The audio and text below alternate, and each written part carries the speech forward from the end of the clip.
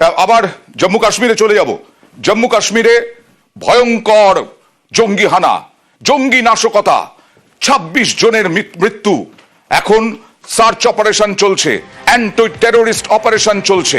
রক্তাক্ত ভূস্বর্গ, ঘটনাস্থল থেকে উদ্ধার বাইক, অনুমান জঙ্গিদের বাইক।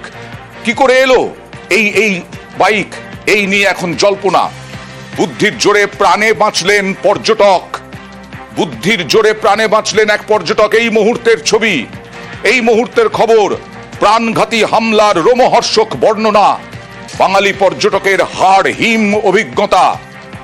কি করে বাঁচলেন, কি করে বাঁচলেন?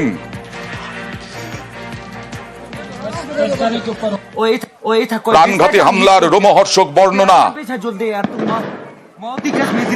আমরা জানবো, বাঙালি পর্যটকের হাড় হিম অভিজ্ঞতা। তিনি বেঁচে গেছেন জঙ্গিদের ওই গুলি থেকে, যেটা বলছিলাম আলাদা আলাদা করা হয়েছে। তারপরে নাম জিজ্ঞেস করা হয়েছে, মহিলা পুরুষ আলাদা করা হয়েছে। তারপরে পুরুষদের নাম জিজ্ঞেস করা হয়েছে এবং নির্দিষ্টভাবে সেই নামের পর্যটকদেরই হত্যা করা হয়েছে গুলি চালিয়ে। সে তামিলনাড়ুর হোক, কর্ণাটকের হোক, পশ্চিমবঙ্গের হোক বা কেরলের হোক, যে কোনো রাজ্যের নাম জিজ্ঞেস করা হয়েছে। সেই নাম ধরে ধরে তারপরে গুলিতে ঝাঁঝরা করা হয়েছে।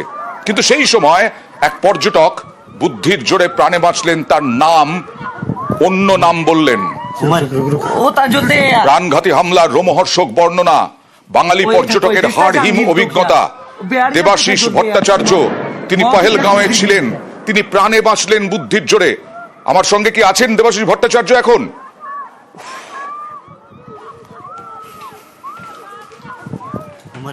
আমরা দেবাশিস ভট্টাচার্যের সঙ্গে কথা বলার চেষ্টা করব, তবে তার আগে মুদাসির কাদরির সঙ্গে কথা বলবো। আমাদের সঙ্গে নিউজ 18 বাংলার প্রতিনিধি, নিউজ 18 এর প্রতিনিধি এই মুহূর্তে সরাসরি রয়েছেন।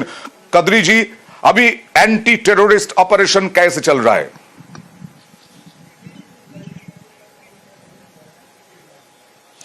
बिल्कुल, जिस तरह से हमारी नजर जो है न्यूज 18 की कल से इसी ऑपरेशन पर लगी हुई है, और जो ही कल ये टेररिस्ट अटैक होता है तो उसके बाद जो जॉइंट सिक्योरिटी फोर्सेस का एक ऑपरेशन शुरू होता है जो रात भर जारी रहा, और आज दिन में भी वो टेररिस्ट ऑपरेशन जो है वो जारी रहा। और ये कोशिश रही है सिक्योरिटी फोर्सेस की कि जल्द से जल्द उन टेररिस्ट्स को नैब किया जाए जिन्होंने कल एक बहुत बड़ा टेरर अटैक जो है उसको अंजाम दिया, और जिसमें काफी लोगों की जानें जो है वो चली गई। और कुल मिलाकर हम देख सकते हैं कि यहाँ पर कर्फ्यू लाइक सिचुएशन है, क्योंकि यहाँ पे जो टूरिस्ट थे होटल्स में वो निकल गए हैं आहिस्ता आहिस्ता। और हम दिखाना चाहेंगे, ये एक नामी होटल है यहाँ पे पहलगाम में, और यहाँ पे एक डेजर्टेड लुक ये होटल दे रहा था कल तक जो है यहाँ पे काफी बुकिंग्स थी इस होटल्स में। तो आज जिस तरह से हम देख रहे हैं कि रूम्स जो है वो एम्प्टी हो चुके हैं, खाली हो चुके हैं, और आहिस्ता आहिस्ता करके जो टूरिस्ट्स हैं वो यहाँ से निकल गए हैं। और इसके साथ साथ आप देख सकते हैं कि जो यहाँ की सड़कें हैं सुनसान पड़ी हुई है, डेजर्टेड लुक एक पेश कर रही है ये सड़कें, क्योंकि यहाँ पर जो टूरिस्ट की चहल पहल रहती थी, लेकिन आज दिन में अचानक जिस तरह से हम देखते हैं कि टूरिस्ट सड़कों से गायब है, ट्रांसपोर्ट गायब है, और रोड्स जो है वो सुनसान लुक दे रहे हैं, एक डेजर्टेड लुक दे रहे हैं, और जिसकी वजह से यहाँ के लोग भी काफी परेशान हो चुके हैं। और दूसरी तरफ से सिक्योरिटी फोर्सेस की अगर हम बात करेंगे, लगातार जो सर्च अभियान है, तलाशी अभियान है, वो जंगलों में चलाया जा रहा है। और हम दिखाना चाहेंगे, ये वो एरिया है जो फॉरेस्ट आप देख सकते हैं इन विजुअल्स में, ये फॉरेस्ट एरिया है, बाईसरन वैली जो है इन्हीं फॉरेस्ट में है, और वहां पे पूरा जो ये जंगली इलाका है इसको फौज ने, जम्मू कश्मीर पुलिस ने, या फिर जो सीआरपीएफ है उन्होंने मुहासरे में यानी कि कॉर्डन में ले रखा है, और कोऑर्डिनेट सर्च। और एक पूछना है कि सिक्योरिटी फोर्सेस बहुत ज्यादा है, बहुत दिनों से एवरीडे सिक्योरिटी जो फोर्सेस ज्यादा है, उसके ऊपर भी एक number plate without number plate bike कैसे बरामद हुआ?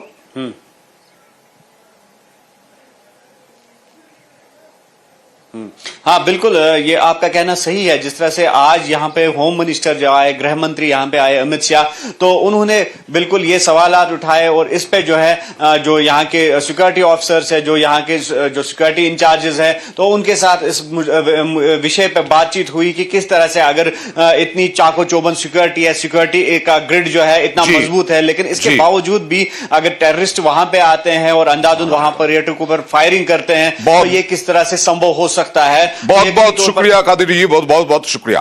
আমরা কিছুক্ষণ আগে বলছিলাম যে একজন পর্যটক তিনি একেবারে বুদ্ধির জোরে প্রাণে বাঁচলেন। সেই সময় জঙ্গি হামলার সময় তিনি ছিলেন ওইখানেই, অর্থাৎ পাহেলগাঁওয়ে প্রাণঘাতী হামলার রোমহর্ষক বর্ণনা। কথা বলবো দেবাশিস ভট্টাচার্য।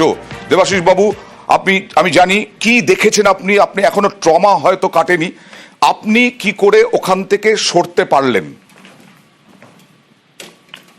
যখন গোলাগুলি শুরু হয় প্রথম আমরা খুব বুঝতে পারিনি। একজনকে জিজ্ঞেস করেছিলাম, স্থানীয় একজন ফটোগ্রাফার, ও আমাকে বলল যে মাঝে মাঝে বাঁদর নেমে আসে টুরিস্টদের উৎপাত করে, এজন্য ফরেস্ট ডিপার্টমেন্টের লোকজন এসে ব্ল্যাঙ্ক ফায়ার করে। তো সেভাবে ক্যাজুয়ালি নিয়েছি। তারপর ফায়ারিং এর সংখ্যাটা বাড়তে থাকলো, 2, 3। আমার ছেলে ছিল আমার পাশে উল্টো দিকে মুখ করা, সে দেখলো তার চোখের সামনে দুজন মানুষ হেঁটে যাচ্ছে, একজন গানম্যান খুব কাছাকাছি গিয়ে একজনকে গুলি করে ফেললো। তো এটা দেখে সে আমাকে ইশারা করলো এবং আমি, আমার স্ত্রী, আমার ছেলে, আমরা একটা গাছ এর নিচে আশ্রয় নিলাম। তারপর আমাদের এখানে আরো লোকজন, মুহূর্তের মধ্যেই 15 জনের মতো মানুষ আমরা ওই গাছতলায় শুয়ে পড়লাম। তখন গানম্যান আমাদের এখানে এলো। একজন লোক তখনও শুতে পারেননি, তিনি দাঁড়িয়ে আছেন, শোবেন ভাবছেন হয়তো। তাকে একটা কিছু বললো, বলে আর 1 সেকেন্ডের মধ্যেই সরাসরি গুলি করে লুটিয়ে পড়েন আমার পাশে। ওনার পা আমার কাঁধের উপর এসে পড়ে এবং পরে আমি জ্যাকেটে একটু রক্তের দাগও দেখেছি, তবে ভদ্রলোকেরই হবে হয়তো। তো তারপর ওখানে আমাদের একটু পাক খায় কয়েকবার, ঘুরে মানুষটা ঘুরতে থাকে, আমাদের দিকে কটকট করে তাকায়, মুখটা ঢাকা। আর এখানে লোকজন সবাই ওই লা ইলাহা ইল্লাল্লাহ বলছিল, দেখা দেখি আমরাও লা ইলাহা ইল্লাল্লাহ সবাই মিলেই বলছি। তো লোকটি নাকি, আমি তো আর চোখ তুলে তাকাইনি, লোকটি এটা বুঝতে পেরেছি লোকটি আমাকে প্রশ্ন করছে, ক্যা বল রহে হো। আমি তো একটু ভয়ে গলাটা জড়িয়ে যাচ্ছে, তবুও ওই লা ইলাহা ইল্লাল্লাহই বলার চেষ্টা করেছি, বলেওছি। তারপর ছেলে নোটিশ করেছে, আমার একটু পেছনে ছেলে শুয়েছিল, ছেলে নোটিশ করেছে যে আমার দিকে গান পয়েন্ট করা ছিল, সেটা আস্তে আস্তে উঠিয়ে লোকটা আরো কয়েকবার আমাদের পাক খেয়েছে। এখানে একজনকে মেরে আমরা 15 জনের মতো মানুষ শুয়ে আছি, কয়েকবার পাক খেয়ে তারপর গাছটা পেরিয়ে আমাদের ছেড়ে অন্যদিকে চলে যাচ্ছিল। প্রায় 20 মিটার মতো দূরে সরে যাওয়ার পরে আমরা দৌড়ে পেছনের দিকের ফেন্সিং এর কাছাকাছি ছিলাম আমরা। তো দৌড়ে আমরা ফেন্সিং এর ওখানে যাই, 10 ফুট মতো উঁচু হবে ফেন্সিং। কোনোভাবে ফেন্সিংটা আমরা ক্রস করি, আরো কয়েকজনও করে, এবং তারপরে আমরা পাহাড়ে উঠতে শুরু করি। চড়াই অনেকটা পথ উঠলাম। তারপর কোন দিকে যাচ্ছি এগুলো খুব স্পষ্ট নয় আমাদের কাছে সেখানে, এবং তখনও কিন্তু নিচে গুলির শব্দটা শুনছি। 8 ঘন্টা মতো গুলির শব্দ শুনেছি এবং আমরা পাহাড়ে 2 ঘন্টার কিছু বেশি সময় ছিলাম। তো ঘুরতে ঘুরতে পাহাড়ে আমরা ওই ঘোড়ার পায়ের চিহ্ন ধরে ধরে এগোচ্ছিলাম। একটা ছোট্ট গ্রামে গিয়ে পৌঁছেই সেই গ্রামের একজন, ওই সময়ে আমার মোবাইলে নেটওয়ার্ক আসে, আমরা যে ড্রাইভারকে নিয়ে গেছিলাম ড্রাইভার ফোন করে, এবং আমি তো ড্রাইভারকে কোন জায়গায় আছি বোঝাতে পারি না। তো তখন ওই কাশ্মীরি একটি বাড়িতে আমরা ঢুকি এবং বাড়ির মহিলাটি বাইরে ছিলেন, কিছু কাজ করছিলেন। বললাম যে আপনি একটু বুঝিয়ে দিন আমরা কোন জায়গাতে আছি এবং কোন পথে আমরা নামবো। তো মহিলাটি বুঝিয়ে দিলেন কাশ্মীরি ভাষায়। তারপরে উনি আমাদের বলে দিলেন যে এই পথে আপনারা এগিয়ে যান, আপনারা নামুন। তারপর ড্রাইভার আমাদের ঘোড়ার শহীদদের সঙ্গে যোগাযোগ করে ঘোড়াও এই পথে এগোতে থাকে। তো আমরা অনেকটা পথ এগিয়ে নেমে তারপর আমাদের ঘোড়াগুলিকে পাই। তখন আমাদের সঙ্গে ছত্তিশগড়ের একটি পরিবারও বিচ্ছিন্ন হয়ে গেছে, শুধু স্ত্রী এবং মা এবং মেয়ে, 7 বছরের হবে মেয়েটা বয়স, আর মা। কোন রকম আমাদের সঙ্গে চলতে পারছিলাম না আমরা কেউই, কোন রকম কষ্ট করে আমরা ওই ঘোড়ার পাশে এসে পৌঁছাই। ঘোড়া আমাদের সবাইকে নিয়ে নিচে নেমে আসে। তখন তারপরে আমরা ড্রাইভারের সঙ্গে যোগাযোগ হয়, ড্রাইভার এগিয়ে আসে এবং আমরা সরাসরি পেহেলগাঁও থেকে শ্রীনগরে চলে আসি। দেবাশিসবাবু, যে মুহূর্তের সাক্ষী আপনারা, সেই মুহূর্তে মাথা ঠান্ডা রাখা খুব কঠিন, কিন্তু তবুও জিজ্ঞেস করব যে এই যে জঙ্গিরা তারা কি ধরনের অস্ত্র ব্যবহার করছিল, বা আমরা শুনেছি তাদের নাকি বডি ক্যাম ছিল, ভিডিওগ্রাফির জন্য বডি ক্যামেরা ছিল, আপনি কি কিছু লক্ষ্য করেছেন? বডি ক্যামেরা এগুলো আমি লক্ষ্য করিনি। উপরে সম্ভবত কালো ছিল এবং জলপাই রঙের প্যান্ট ছিল, এটা শিওর, এবং উপরের জ্যাকেটটা বোধহয় কালো জ্যাকেট ছিল। মাথায়ও কালো কিছু ছিল, আর মুখটা একটা পার্ট ঢাকা ছিল আর কি। আর আগ্নেয়াস্ত্র? আগ্নেয়াস্ত্র স্ট্যান্ড গান ছিল, আচ্ছা, কিন্তু স্ট্যান্ড গান দিয়ে গুলিটা কিন্তু স্ট্যান্ড গান থেকে যেরকম গুলি বেরোয় হ্যাঁ, পর পর পর পর পর পর এরকম না, একটা একটা করে গুলি হচ্ছিল। তো আমি জানি না স্ট্যান্ড গান ছাড়া অন্য কোনো, দেখতে তো স্ট্যান্ড গানের মতোই লাগলো। AK-47 একটা একটা করে গুলি করা যায়, হয়তো AK-47 থাকতে পারে, কিন্তু হয়তো এটা বা আমি খুব, হ্যাঁ, এটা তো আমি টেকনিক্যাল মানুষ নই, এটা বলতে নিশ্চয়ই পারবো না। নিশ্চয়ই। আচ্ছা, আপনি ভাষা বুঝতে পেরেছেন? কোকি ভাষায়, উর্দু? না, আমার দিকে এসেছিল, আমাকে বলেছে যে ক্যা বল রহে হো, আচ্ছা, ওটা তো হিন্দিই লাগলো। তো ঘটনাস্থলে কি আপনারা আপনারা যখন হ্যাঁ। গিয়েছিলেন ওখানে, যখন হ্যাঁ। উপলব্ধি করতে গেছেন, অনুভব করতে গেছেন একটা ভূস্বর্গের অনুভূতি পাহেলগামের ওই ভ্যালিতে, তখন কি কোনো সেনাবাহিনীর মানে চলাচল না, দেখেছেন? ছিল না। পুলিশ ছিল? না, ছিল না, অন্তত আমার চোখে পড়েনি। মানে পর্যটকদের জন্য কোনো রকম কোনো নিরাপত্তা ছিল না ওখানে? আমার চোখে পড়েনি। আমরা যে রুট দিয়ে, আমি আরো 2-3টা স্পট কভার করে তারপর 3 নম্বর স্পট হিসাবে আমরা ওই ভ্যালিতে যাই, কিন্তু আমরা পথে কোনো জায়গাতে কোনো মানে আর্মির মানুষজনকে দেখিনি। আপনারা কবে গিয়েছিলেন কাশ্মীর? আমরা কাশ্মীর পরশুদিন এসেছি। তারপরে এখন? এখন শ্রীনগরে একটা হোটেলে আছে, আজকে তো এখানে বন্ধ হ্যাঁ, ডেকেছে। তারপর আমরা দেখছি ফ্লাইট রিপন করা যায় কিনা। আমার আমাদের রাজ্য সরকার, আপনি কাদের নিয়ে গেছিলেন আপনার আমার সঙ্গে? স্ত্রী এবং আমার ছেলে।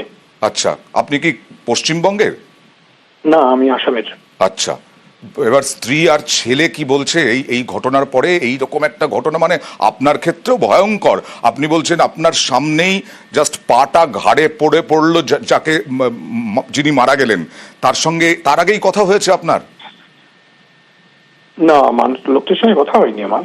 আচ্ছা, মানে উনিও তো ওই ছুটে ছুটে এসছেন এখানে গাছতলায়, আমরা সব শুয়ে পড়েছি দেখে তিনিও এসছেন, শুয়েই পড়তেন হয়তো, কিন্তু সময়টা পাননি আর কি। আর আপনার স্ত্রী ছেলে তাদের কি ঠিকই অভিজ্ঞতা? আছে।